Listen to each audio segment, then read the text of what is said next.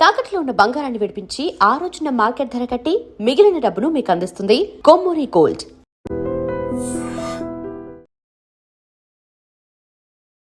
చాలా మంది తల్లిదండ్రులు పిల్లల్ని అడాప్ట్ చేసుకోవాలనే భావనలో అసలంటే గవర్నమెంట్ ద్వారా ప్రొసీజర్ చాలా లేట్ అవుతుంది కాబట్టి తెలిసిన వాళ్ళ దగ్గర లేదంటే గ్రామ పెద్దల ద్వారానో లేదంటే ఎవరైనా పలానా దగ్గర బేబీ ఉందంటే అసలు టర్మ్స్ అండ్ కండిషన్స్ ఏమీ కూడా పాటించకుండా దత్తత తీసేసుకున్నామా, ఒక పార్టీ చేసేసుకున్నామా, తుతుమమ అనిపించేసామా అన్నట్టుగా చాలా ప్రదేశాల్లో చూస్తున్నాం. సో ఇలాంటి వాటి వల్ల అంటే లీగల్, ఇల్లీగల్ రెండు కూడా మనం దృష్టిలో పెట్టుకోవాలి. ఫ్యూచర్‌లో ఎవరైతే బేబీ వెళ్తున్నారో వాళ్ళకి ఎలాంటి ప్రాబ్లమ్స్ ఉంటాయి, అదేవిధంగా తల్లిదండ్రులైనటువంటి వారికి ఎలాంటి హక్కులు ఉంటాయి, ఎలాంటి హక్కులు కోల్పోతారో ఇవన్నీ కూడా మనకి తెలిపేందుకు బాలల సంరక్షణ అధికారులైనటువంటి డీసీపీఓ మేడం లక్ష్మి గారు ఉన్నారు. లక్ష్మి గారు నమస్తే అండి. మేడం, తల్లిదండ్రులు అనిపించుకోవడం ప్రతి ఒక్కరి కళ. ఎందుకంటే అందులో ఉండే మాధుర్యం వేరు. అందులో భాగంగానే కొంతమంది తల్లిదండ్రులు కాలేని వారు పిల్లల్ని దత్తత తీసుకోవాలనే ఆలోచనతో గవర్నమెంట్ ద్వారా అయితే త్రూ కారా అవన్నీ లేట్ అవుతుంది. సో ఎలా ఒకలా తెలిసిన వాళ్ళ దగ్గరే తీసేసుకుందాం. మనం చాలా రీసెంట్‌గా కేసెస్ కూడా చూసాం. పిల్లల్ని బేరాలు పెడుతూ అదేవిధంగా బెగ్గింగ్ చేసుకున్న వాళ్ళ దగ్గర తీసేసుకోవడం. సో ఇలా తీసుకోవడం వల్ల అసలు ఫస్ట్ లీగల్, ఇల్లీగల్ అంటూ 2 ఉంటాయి. ఇలా తీసుకోవడం వల్ల ఎవరు లాస్ అవుతారు మేడం? మీరు చెప్పినట్టు లీగల్, ఇల్లీగల్ అనేది కూడా ఉంటున్నాయండి. బట్ ఇల్లీగల్ అనే సమాచారం మాకు ఏమైనా ఇన్ఫర్మేషన్ తెలిసిన వెంటనే మేము లైన్ డిపార్ట్మెంట్స్ ఏవైతే పోలీస్ డిపార్ట్మెంటు, ఐసీడీఎస్ అలాగే రెవెన్యూ వీళ్ళందరితోని కోఆర్డినేషన్ చేసుకొని ఎక్కడైతే ఇలా ఇల్లీగల్గా బేబీని అడాప్షన్ చేసుకున్నారని తెలిసిందో ఆ ప్రదేశానికి వెళ్ళి వాళ్ళ తాలూకు వివరాలు తీసుకోవడం జరుగుతుంది. జరిగిన తర్వాత ఆ బేబీ ఎక్కడి నుంచి వచ్చింది, ఎలా తీసుకున్నారు అనేది కూడా వాళ్ళతో కౌన్సిలింగ్ ద్వారాగా తీసుకోవడం జరుగుతుంది. తద్వారాగా అది ఇల్లీగల్గా బేబీని అడాప్షన్ చేసుకున్నారంటే పోలీస్ స్టేషన్లో కేసు ఫైల్ చేయడం కూడా జరుగుతుందండి. బట్ ఏంటంటే ఇవి తెలియకుండా కొంతమంది చేస్తూ ఉంటున్నారు. ఆ చేసినప్పుడు వాళ్ళకి ఏమైనా ప్రాపర్టీ ఉన్నప్పుడు ఆ చైల్డ్ పేరు మీద పెట్టుకోవాల్సిన పరిస్థితి వచ్చినప్పుడు కొంతమంది సంప్రదించడం జరుగుతుంది. అట్లాంటప్పుడు మాకు ఆ విధంగా కూడా సమాచారం వస్తుందండి. అది అలా చేసుకున్న వాళ్ళకి ఇలాంటి ఇష్యూస్ వచ్చినప్పుడు అది సాధ్యం కాదండి, సాధ్యం కాదు. అలాగే అంటే మేము కొన్ని కేసులు డీల్ చేసినప్పుడు ఏంటంటే ఒక single parent already poor family అయిన భార్యాభర్తల దగ్గర ఒక చైల్డ్ ని తీసుకొని పక్కపక్కిల్లి వాళ్ళే చైల్డ్ ని తీసుకొని ఆ సింగిల్ పేరెంట్ దగ్గర ఉంచుకొని చూసుకోవడం, పండుగలు పబ్బాలు అన్ని బాగా చేసుకోవడం, పిల్లకి పట్టీలు గట్రా అన్ని కొనడం కూడా చేసింది ఆమె.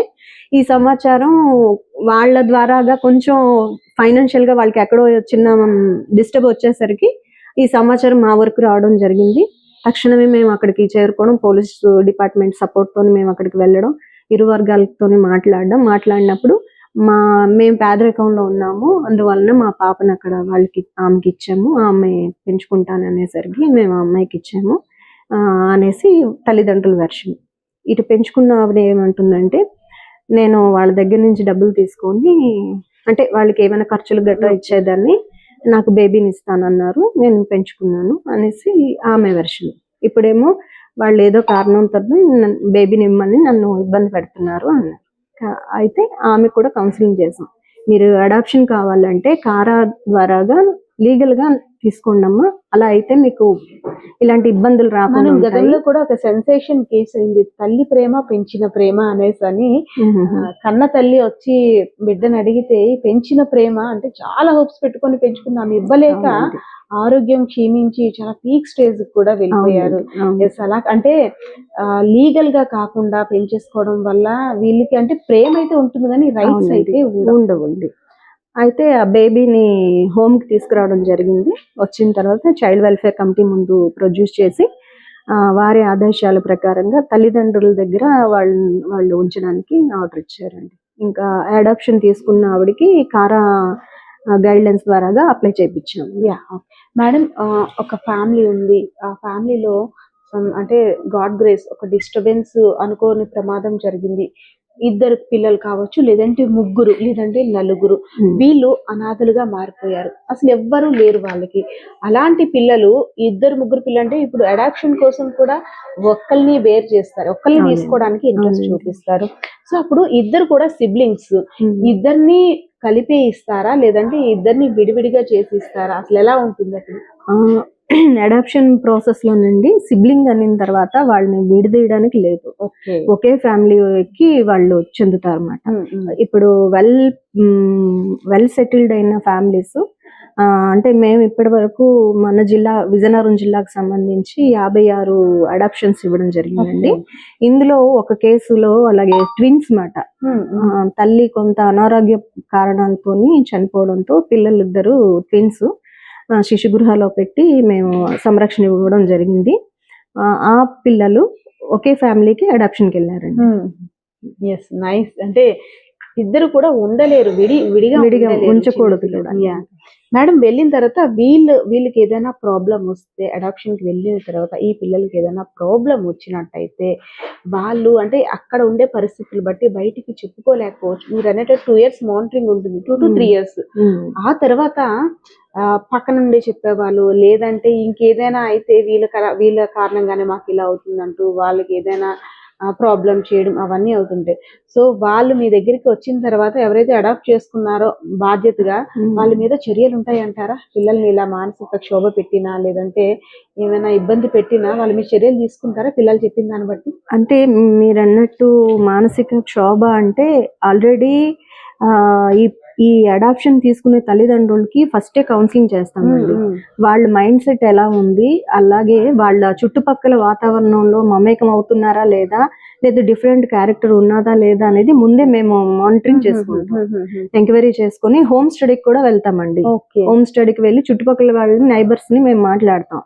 వీళ్ళు ఎలాంటి వాళ్ళు ఏంటి, అలాగే క్రైమ్ పరంగా ఏమైనా వీళ్ళకి కేసెస్ ఉన్నాయా లేదా, వీళ్ళ మానసిక పరిస్థితి ఎలా ఉంటుంది, చుట్టుపక్కల వాళ్ళతో కలుస్తున్నారా లేదా అనేది మేము ఎంక్వైరీ చేసుకుంటామండి. ఎంక్వైరీ చేసుకున్న తర్వాత అప్పుడు మా రిఫరెన్స్ మేము కారాకి పెడతామండి. మేము అంటే district child protection officer non institutional care, అలాగే project director women and child department, మేము ముగ్గురం కూడా రికమెండ్ చేస్తామండి. ఈ సర్టిఫికేషన్స్ అన్ని కూడా మేము ఎంక్వైరీ చేసి పీడీ గారికి. ఈ ఆప్షన్ ఉంటుందా కారా ద్వారా? పిల్లలు అంటే కొంతమందికి ఆడపిల్లలు అంటే ఇష్టం, కొంతమందికి పిల్లలు ఉన్నా సరే వారసుడు కోసం చూస్తుంటారు, మగ పిల్లలు అంటే ఇది జెండర్ గురించి నేను అనట్లేదు. ఒక్కొక్కరు మగ పిల్లల్ని ఇష్టపడతారు, ఒక్కొక్కరు ఆడపిల్లల్ని ఇష్టపడతారు. సో మనం అప్లై చేసుకున్న తర్వాత లైన్ ప్రకారం అంటే మనకు ఉండే ప్రొసీజర్ ఎవరుంటే వాళ్ళనే ఇస్తారా, లేదు కేవలం ఆడపిల్లలు కావాలంటే ఆడపిల్లల్ని ఇచ్చే ఆప్షన్, లేదు మగ పిల్లల్ని కావాలంటే మగ పిల్లల్ని ఇచ్చే ఆప్షన్ ఉందా? ఉంటుందండి, ఖచ్చితంగా ఉంటుంది. కొంతమంది పేరెంట్స్ మాకు వారసుడు కావాలండి, అందువలన మగపిల్లాడు కావాలని కొంతమంది అంటారు. కొంతమంది ఏంటంటే ఈ పిల్లలు పుట్టలేని కారణంతో డిప్రెషన్కి లోనైన వాళ్ళు ఏం చేస్తారంటే, మాకు ఎలా ఏ బేబీ అయినా మాకు పర్వాలేదు, మా ఇంట్లో ఒక బేబీ ఉంటే చాలండి అనేసి వాళ్ళు అనుకుంటారు. ఇట్లాంటివి ఉంటాయండి. వీళ్ళు ఏదైతే కారాలో రిజిస్ట్రేషన్ చేసుకుంటారో ఆ రోజే వీళ్ళు బేబీ గర్ల్ చైల్డ్ కావాలంటే గర్ల్ చైల్డ్, బాయ్ బేబీ కావాలంటే బాయ్ బేబీ.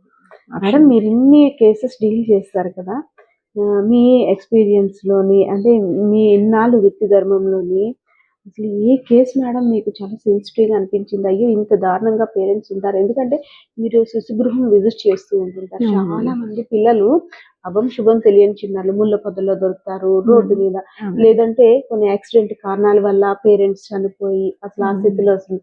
సో మీ లైఫ్ ఎక్స్పీరియన్స్ లోని అసలు ఏ కేసు మీరు మర్చిపోలేంది అంటే ఏమని చెప్తారు? అంటే ఈ టైప్ ఆఫ్ కేసెస్ శిశుగృహకు వచ్చే బేబీస్ లో ప్రతిదీ నాకు ఒక మానసిక భావోద్రేగానికి లోను అయ్యే కేసులేనండి. ఎందుకంటే ఎగ్జాంపుల్ నెల్లిమర్లో ఒక కేసు చూసుకుంటే రైల్వే ట్రాక్ పక్కన అప్పుడే పుట్టిన బేబీని పడేశారు.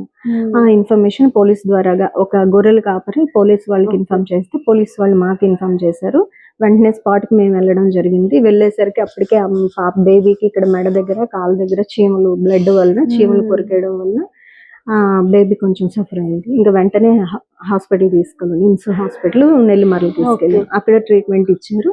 అక్కడి నుంచి మళ్ళీ గోషాకు తీసుకొచ్చిన తర్వాత గోషాలో కూడా ట్రీట్మెంట్ ఇచ్చారు.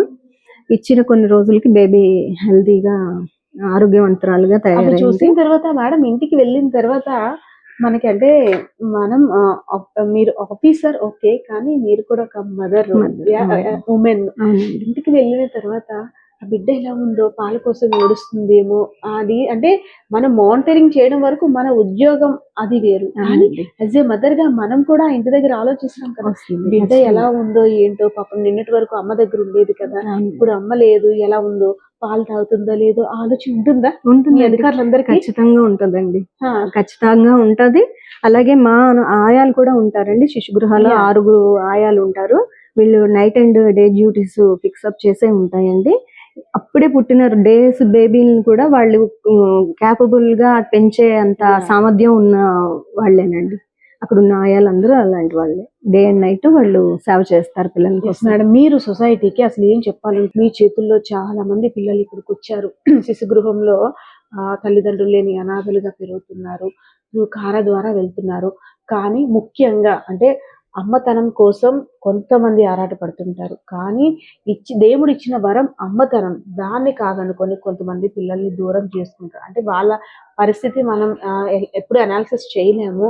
సో యాజ్ ఏ ఉమెన్ గా, యాజ్ ఏ ఆఫీసర్ గా మీరు సమాజానికి, ఈవెన్ ఉమెన్స్ కి ఏం చెప్పాలనుకుంటున్నారు? అంటే మీరు చెప్పినట్టు కొన్ని కారణాల వలన ఆ, పిల్లల్ని దూరం చేసుకునే పెద్దవాళ్ళు కూడా ఉంటారు. అంటే వాళ్ళకి లైఫ్ లో ఏదో తెలియని అంటే నెగిటివ్ ఇంపాక్ట్ వలన ఏ కారణం చేత ప్రెగ్నెన్సీ అవడం, ఆ బేబీల్ని సమాజంలో హర్షిస్తారో లేదో అనే ఉద్దేశంతో వాళ్ళు బేబీల్ని ఎవరికి ఇచ్చేయడం కానీ లేకపోతే ఎక్కడ వదిలేయడం కానీ చేస్తున్నారు.